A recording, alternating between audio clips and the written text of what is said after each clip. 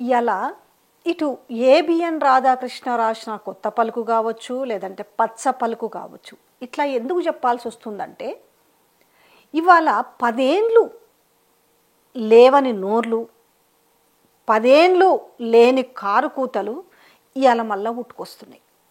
మొన్న కూడా చూసినాం. దేని మీద జరిగింది? మహా న్యూస్ పైన కూడా, అంటే ఒక నీతి లేని వార్తలు.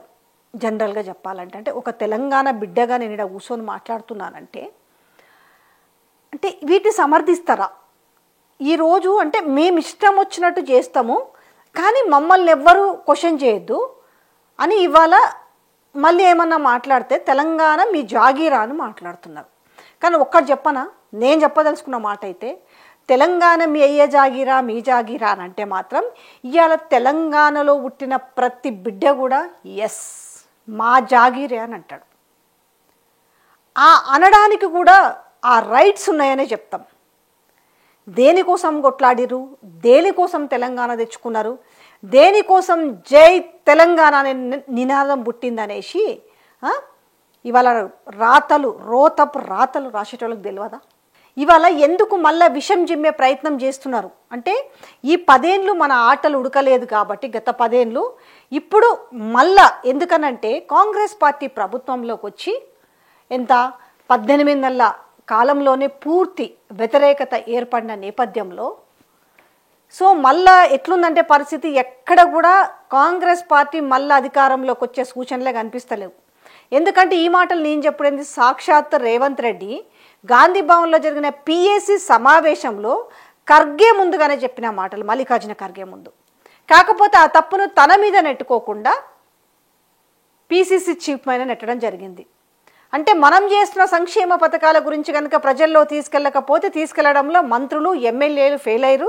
ఇట్లనే ఉంటే మళ్ళీ అధికారం కోల్పోతే మళ్ళీ 15 ఏండ్ల దాకా అధికారంలోకి రాము, ఇక నేను అప్పటి వరకు రాజకీయాల్లో ఉండను అని చెప్పిన మాటలు కూడా చూస్తున్నాం.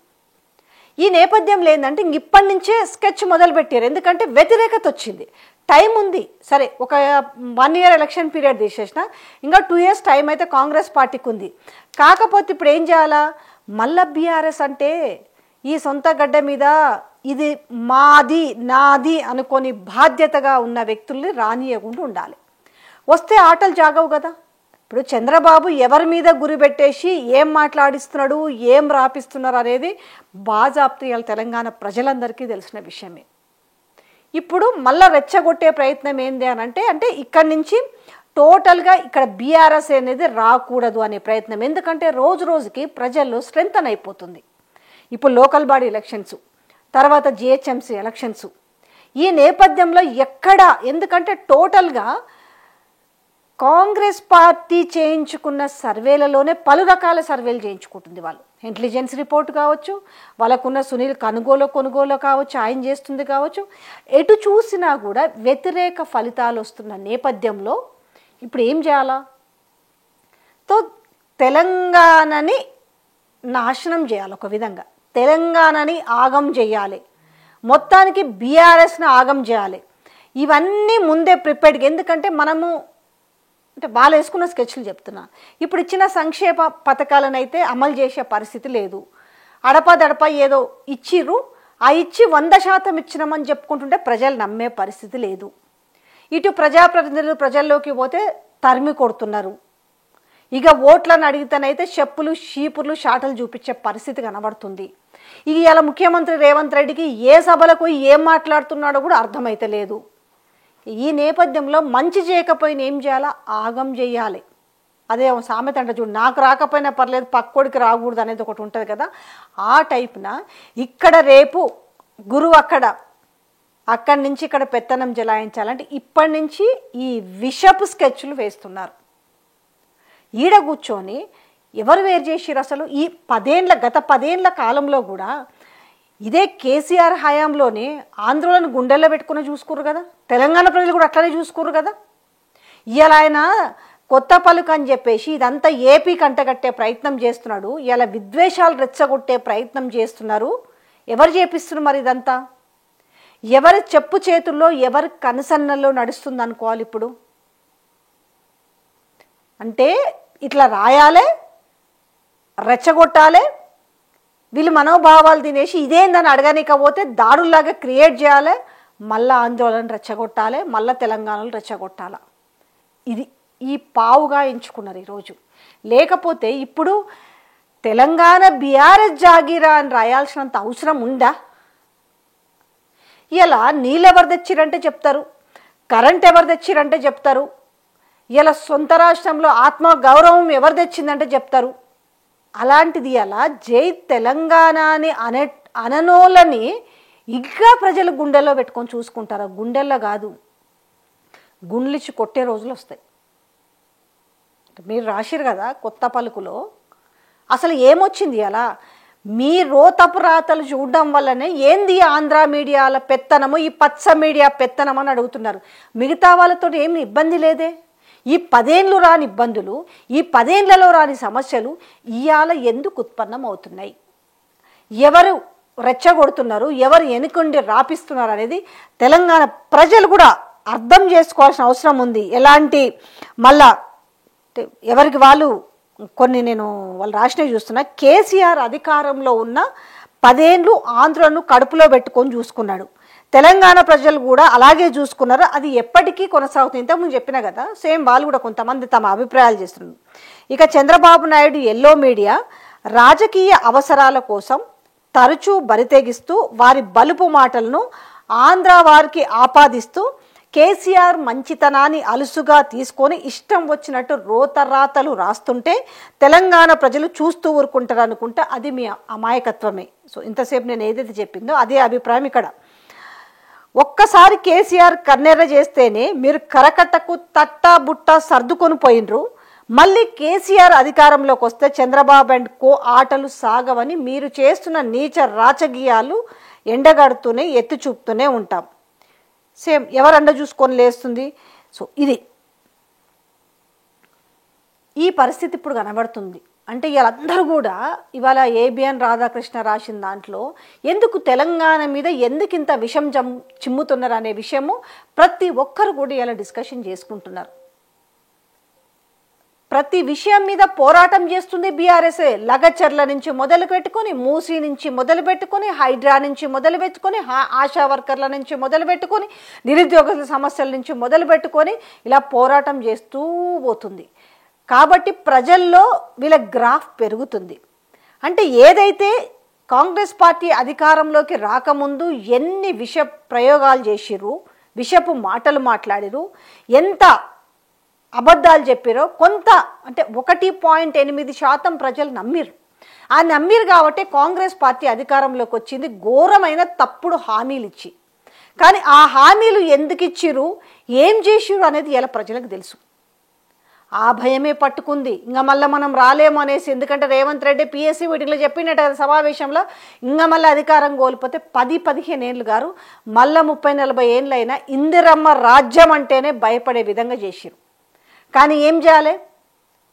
మనం చేసే పనులతోటి ఎట్లాగో అధికారంలోకి రాలేము కాబట్టి ఇలాంటి విషపురాతలు రాసి ఇలా ప్రజల్ని రెచ్చగొట్టాలి, సెంటిమెంట్ని రెచ్చగొట్టాలి. ఇలా ఏంది ఇవాళ ఏదో ఆంధ్రోలని ఇవాళ తెలంగాణలో ఏదో ఇబ్బందులు, ఏం ఇబ్బందులు అయినాయి చెప్పి, ఇన్నాళ్ళు లేని ఇబ్బందులు ఇవాళ ఎట్లా వచ్చినాయి? ఇవాళ ఓ పనికి మాలిన నీతి మాలిన ఛానల్లో వచ్చిన థంబ్నెయిల్స్ అంటే వాటిని సమర్థిస్తారా? ఇప్పుడు సిట్ విచారణలో అధికారులు ఎవరైనా వచ్చి ఫలానా సినిమా వాళ్ళ ఫోన్ ట్యాపింగ్ చేసిరు, వాళ్ళని రమ్మన్నారు, వాళ్ళని పిలిచిర్రు అని వీళ్ళకి చెప్పిరా? లేకపోతే మరి వీళ్ళు వాళ్ళ మంచాల కింద పడుకొని చూసిరా? లేకపోతే ఆ హోటల్లో గేటు దగ్గర కాపలా కాసిరా? ఇట్లాంటి మాటలే మాట్లాడాల్సి వస్తుంది. అంటే ఇవాళ ఇంకా తెలంగాణ ప్రజల అమాయకులు, ఇంకా ఇవాళ పచ్చ మీడియా ఏం చేసినా కూడా చూసుకుంటూ ఊరుకుంటారా? పరిస్థితి విషమిస్తే ఏ రకంగా ఉంటుంది? ఒక పద్ధతి ఉంటుంది, ఒక లిమిట్ ఉంటుంది దేనికైనా కూడా. ఇవాళ మేము గింతంత దానికి నిజమైన వార్తల్ని ప్రసారం చేస్తుంటేనే వాటిపైన కేసులు పెడుతున్నారే. గింత రోతపు రాతలు, గింత అసహ్యపు రాతలు కుటుంబ సభ్యులని బయటికి తీసుకొచ్చి వాళ్ళ వ్యక్తిగత విషయాలను ఎంత ఘోరంగా సోషల్ మీడియాలో చూస్తున్నాం. మళ్ళా కూర్చొని కొత్త పలుకులు అనేసి శుద్ధపూస కబుర్లు చెప్తున్న పరిస్థితి చూస్తుంటే ఎటు పోతుంది అసలు? అంటే ఏం చేయాలనుకుంటున్నారు తెలంగాణని? ఎస్, ఇట్లాంటి రాతలు ఇట్లాంటి కూతలు కూస్తుంటే ఎవ్వడు ఊకోడు. అది తెలంగాణోడైనా ఒకటే, ఆంధ్ర వాళ్ళైనా ఒకటే. ఇలా భేదం ఏముంది? ప్రాంతీయ భేదం ఎక్కడుంటుంది? ప్రతి దాంట్లో ఇవాళ మా మీద మేం చేసే వాటికి మా దగ్గరకు ఎట్లొస్తారో అని భయానిక, ఇజ్జత్ పోతుంది అనేసి భయానికి ఈరోజు ఈ రాతలు మొదలుపెట్టిరా? దేనికోసం మొదలుపెట్టిరు రాతలు? ఆల్రెడీ మీరు ఏపీలో కూడా గవే రాతలు రాస్తారు, ఆ పనికిమాల రాతలు. మళ్ళీ ఈడ కూర్చొని ఇవే రాస్తుంటే ఏ రోజన్నా ఈడ జరుగుతున్న అన్యాయాల గురించి రాస్తున్నారా? ప్రజలకు ఇచ్చిన సంక్షేమ పథకాల గురించి రాస్తున్నారా? రుణమాఫీ గురించి ఇలా ముఖ్యమంత్రి పచ్చి అబద్ధాలు చెప్తుంటే ఇది కాదు అని లెక్కలతో సహా ఏ రోజైనా ఈ కొత్త పలుకు ఆయన తీసుకొచ్చి మాట్లాడిండా? వీళ్ళు ఇచ్చింది మహా అయితే 17,000 18,000 కోట్లు ఉండవు రైతులకి. కానీ వాళ్ళు చెప్తున్న లెక్క ప్రకారం పోనీ అది కూడా ఆలోచిద్దాం, 21,000 కోట్లు ఇచ్చినామని చెప్తున్నారు. మొత్తం ఇవ్వాల్సిందంత రైతులకి 31,000 కోట్లు కదా. మరి 10,000 కోట్లు బాకీ ఉన్నారు కదా. మీరు 100కు 100% రుణమాఫీ ఎట్లా చేసిరనే మాటని మరి మీ పలుకులో ఎందుకు చెప్పట్లేదు?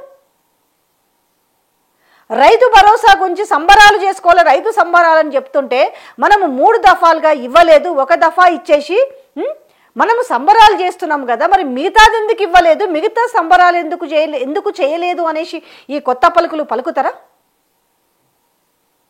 నేను ఇచ్చినవి చెప్తా సార్, ఇవ్వని పక్కన పెడదాం. ఇంకా ఇచ్చిన సంగతే కదా.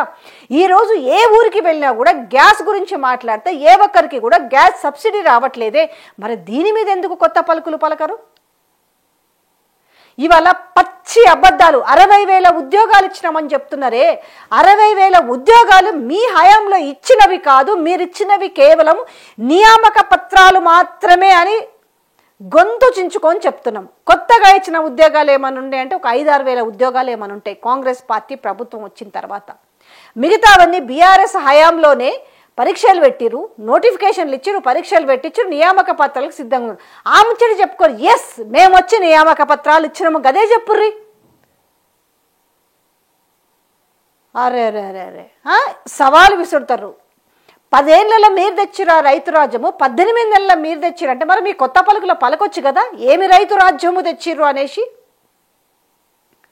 రైతులకి ఏమున్నదు? రైతు బీమా ఉంటే రైతు బీమా ఎగ్గొట్టి పడేసిరు. కౌలు రైతులకు ఏమైనా పైసలు ఇచ్చిరా? రైతు కూలీలకు ఏమన్నా ఆదుకున్నారా?